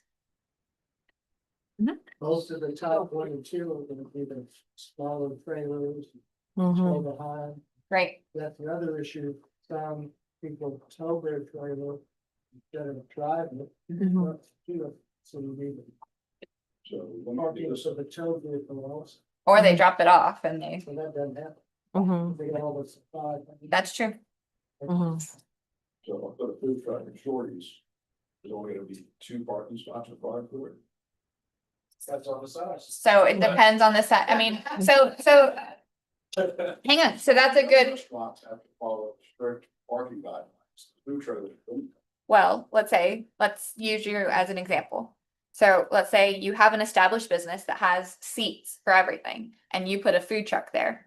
Mostly you're accommodating the people that are already at your establishment. So maybe that is a give and take, and that's kind of a shared parking situation where people going to Shorty's are also the people that are using this. So you don't necessarily need all of this additional parking. We come to some agreement of what you need. You can't just have it there for free with no additional parking requirements, but maybe it's less than what you would require if you were just a vacant lot for that food truck. Does that make sense? What is it? Fair? 99% of all food trucks go. Mhm. Take it to go. Sure. Right. Mhm. And that benefits y'all. Page 7? Which one are we looking at? In the spot page. What is this vending machine kiosk in existing parking lot? 3 on-site. Stacking spaces per window. We have never used that for anything that anybody's come with us to establish. I was just wondering if that would be a place to start.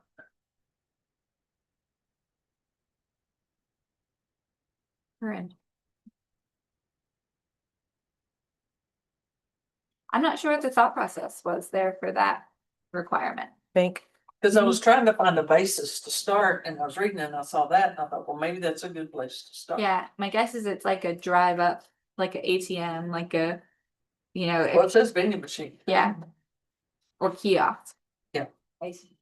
I'm thinking like Ice machine. that, Yeah. like the IGA, I mean, like the HEB, where they have the gas and then they have that little person that you Right. can drive up to and buy something But from. maybe gotta have that's at a least good 3. Yeah, place to start and then go from there on size. How many employees does a typical food truck have inside of it? And 2 to 3, depending on the size of. And what you're cooking. yeah. So currently with restaurants, we don't require any additional parking for employees. Right.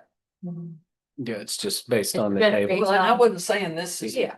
for the employee working in the, I'm just saying that might be a good starting ground for the food truck itself, not the people, not the employees. So like if they're parking in So different than. an established Just- parking lot, you allow 3 parking spots for that Food truck, food but truck. not for the employees in it.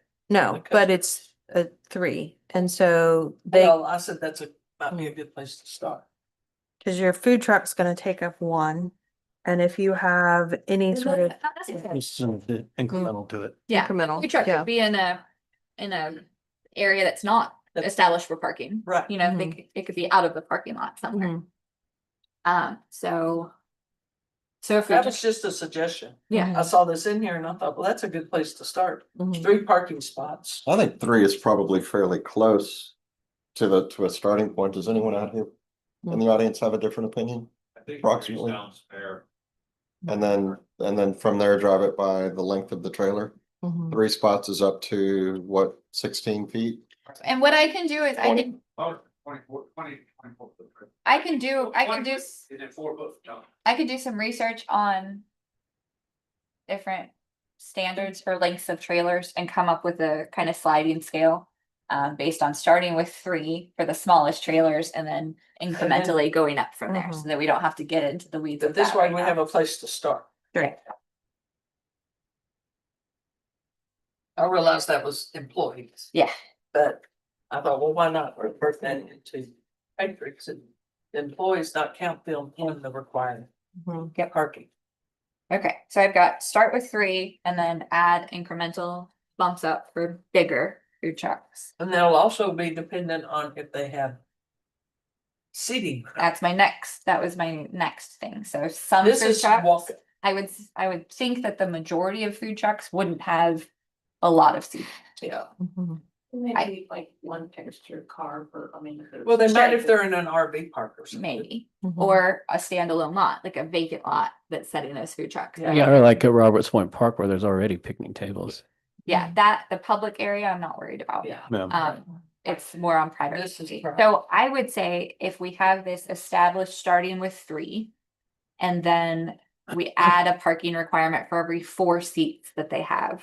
So if they have 3 picnic tables, they're required to have their 3 parking spots plus 3 extra parking spots for one for each one of those picnic tables. It's very similar to what restaurants have, except we've added this 3+ requirement, so that Right. initial starting point. And then going back to our restaurants, it's 1 for every 4 seats you've got. Sounds Feel fair. about That that? sounds I like good. it. What I if, mean, it's a place to start.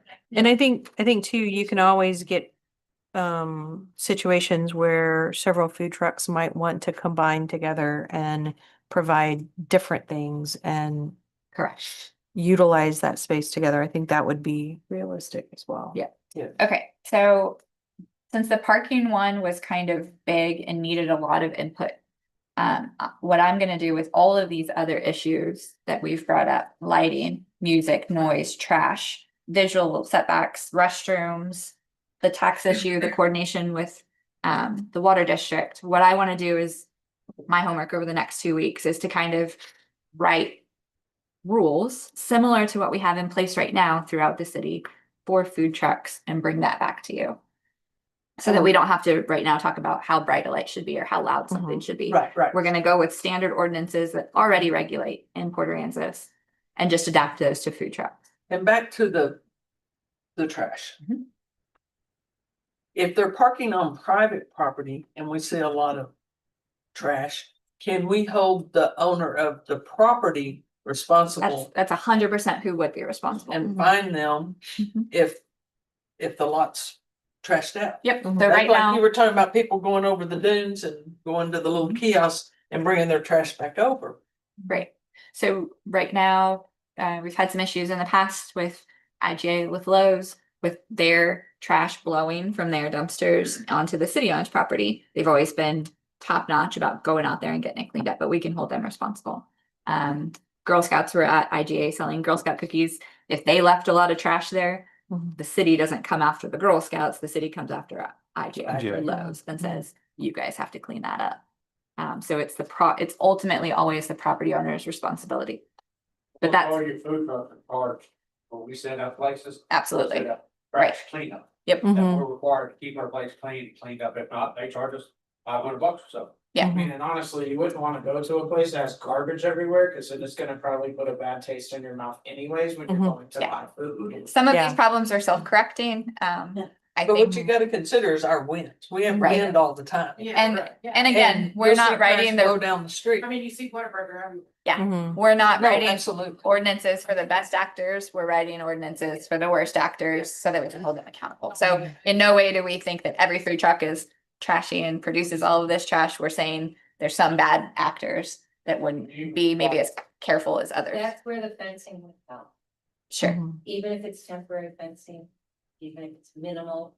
But something to stop stuff from flowing, just like.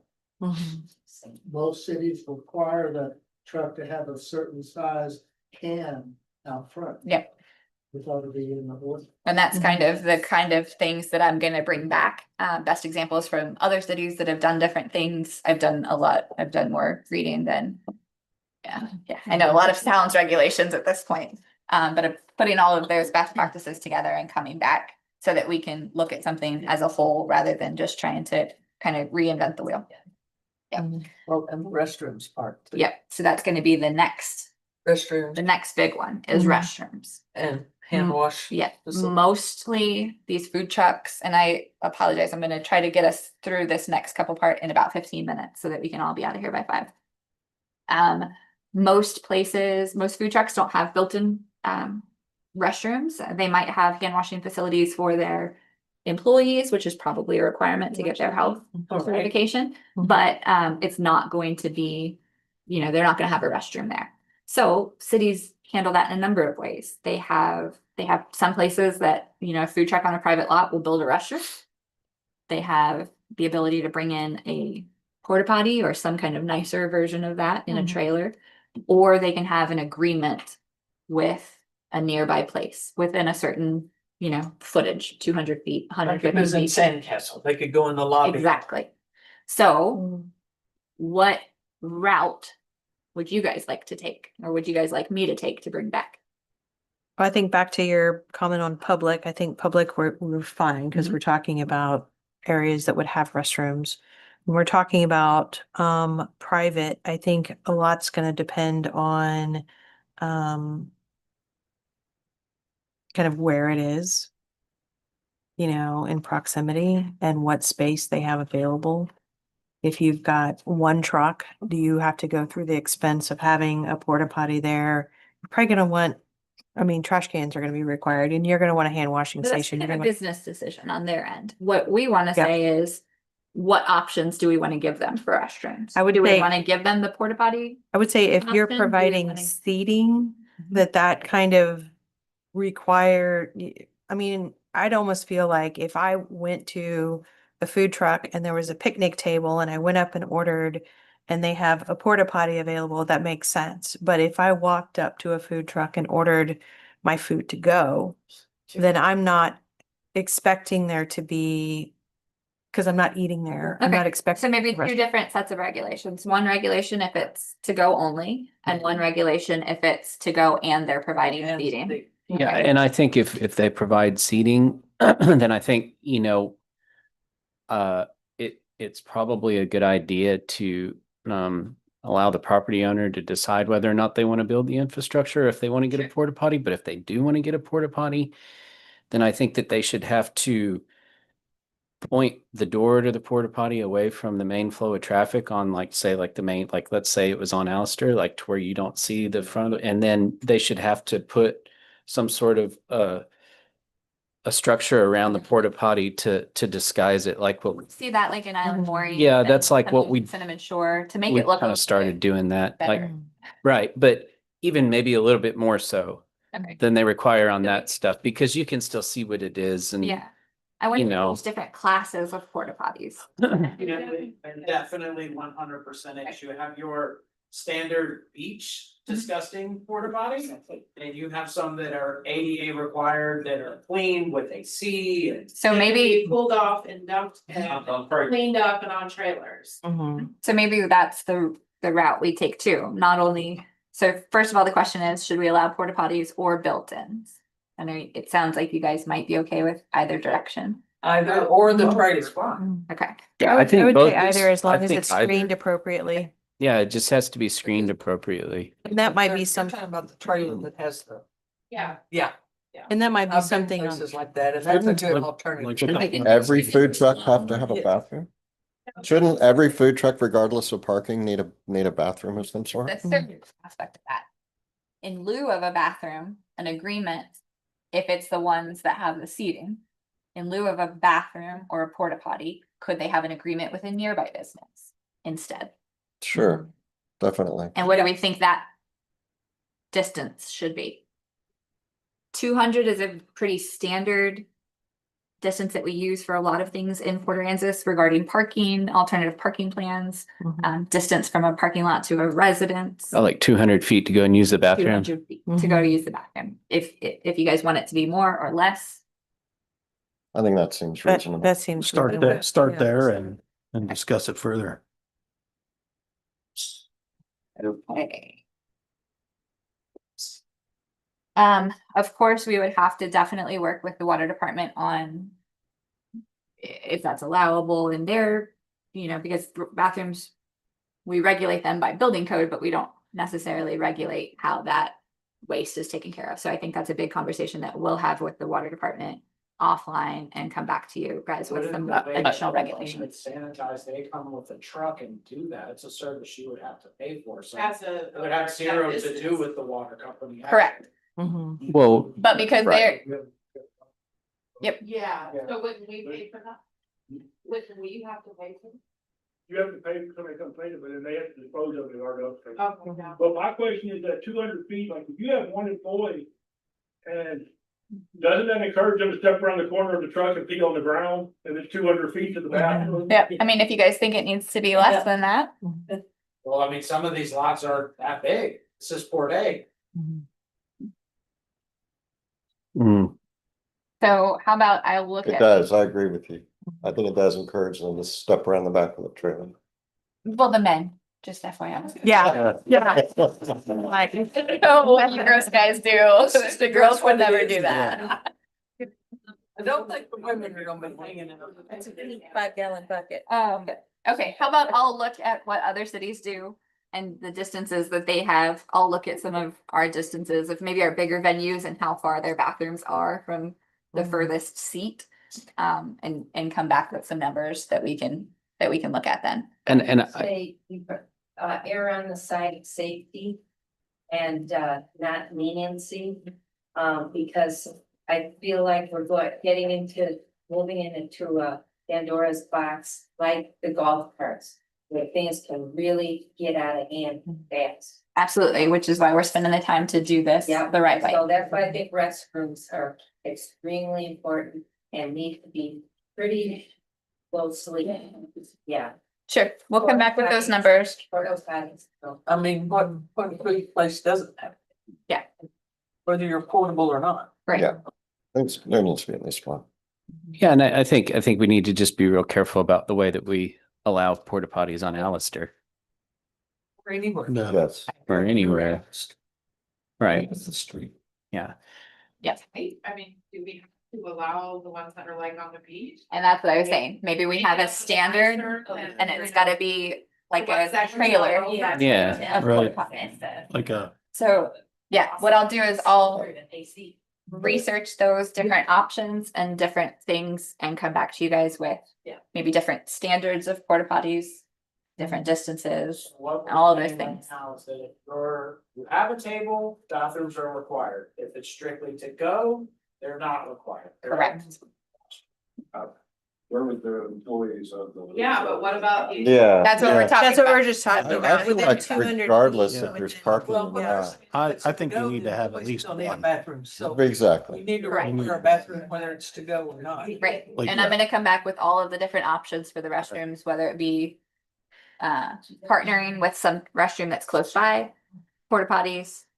And it could be, I mean, some trailers, don't they have restrooms in them? For the people? Not a lot of them. Not a lot of them. They use Definitely every hand inch washing. they have Yeah. just for, Yeah. to I mean, and do what they do. I think there's make good sure there's options. running water, It's like amazing for a sink. what they can do in and- those little. yeah. Yeah. Okay, That's true too, running water. so Yeah. I think that we've made some pretty good progress here.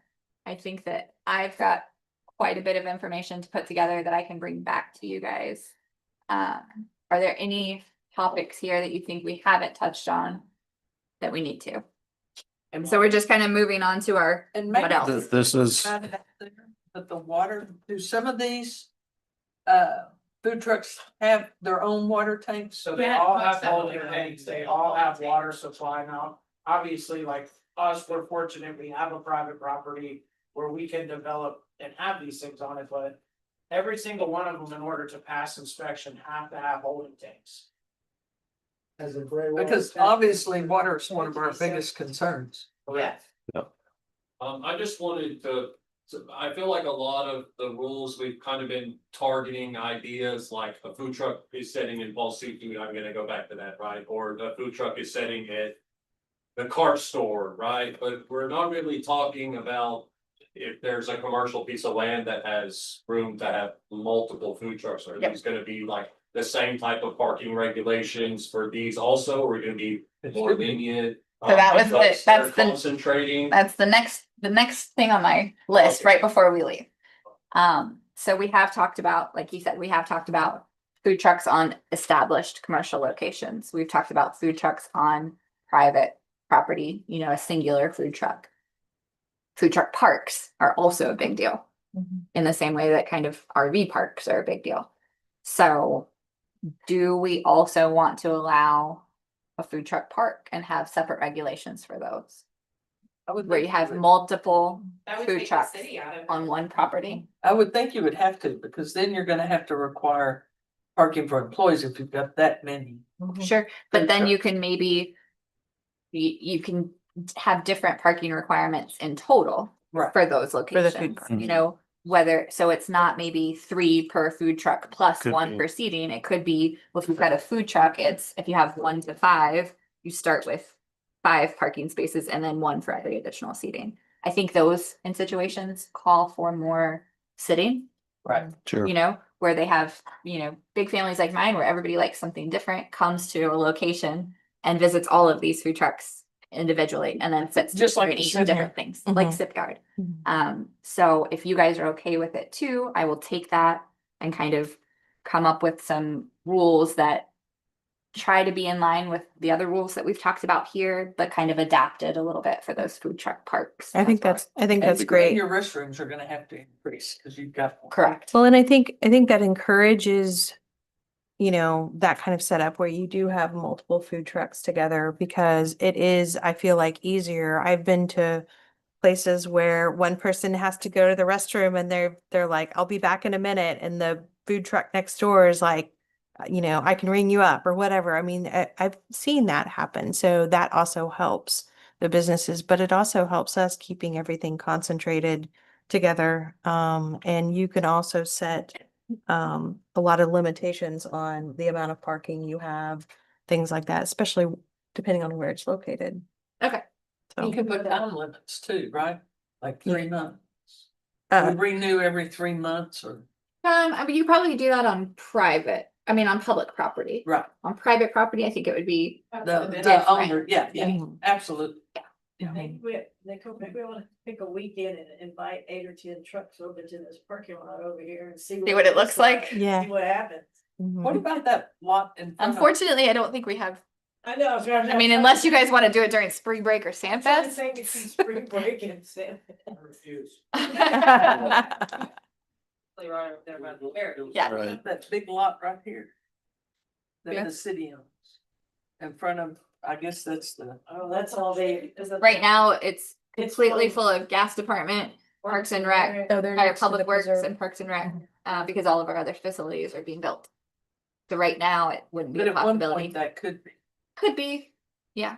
I would say one of the things that I feel like coming back to, it's been a great workshop discussion. If you see things that work well in other places, you know, a picture's worth 1,000 words. It's like, this is great way to screen this, or this is a great way to set up the lighting, or, you know, set up that would help us tremendously, because it's not like we're fixing something that's happening. We're developing something that we're preparing for, you know, how to do this the right way, how to be, you know, a good point for our restaurants, you know. I mean, I see this as being the ability to multiply the restaurants that we have here as well, which I think would be really beneficial. But I also see it as, we've got a lot of people that come here that are coming from Austin, San Antonio, you know, different places where they have these food truck places. And so what are they doing well? And how can we? So that sounds like y'all's homework Yeah. for between now and the 26th, which our next meeting. This week. Yeah. So, Our next meeting is on the 26th. I've got a lot of homework. I'll bring you guys back a lot of good information to look at, to tweak. And then we'll have a bigger food truck park discussion if you guys will look at that. Anything else from anybody before? No. Okay, I feel like we made really good progress. Sorry, it's a little clunky, but Hey, that's went just how great. these go. good outline. You just We'll gotta adjourn. adjourn. We're adjourning at 4:59. Hey, plenty of time. Look at that. Look at that. Look at that. I got planned it.